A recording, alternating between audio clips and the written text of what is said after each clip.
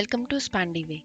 Today we will see how to cook Indian egg omelette. Egg omelette Indian version is a basic dish made by frying beaten eggs in oil or butter. Take a bowl, add finely chopped onions, tomatoes, capsicum, green chilli and coriander. Also season with salt, chilli powder and turmeric.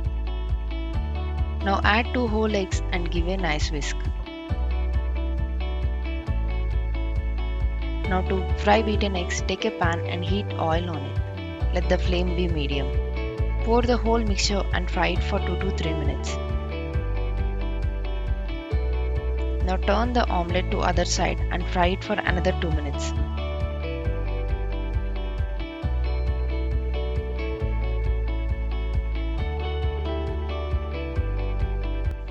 After you ensure it is nicely cooked on both sides, take to serving plate and enjoy. Most Indians love omelette as a side in their meal with any roti or rice. Thank you. If you like the video, please like, comment and share. Also subscribe to Spandy Way for more videos.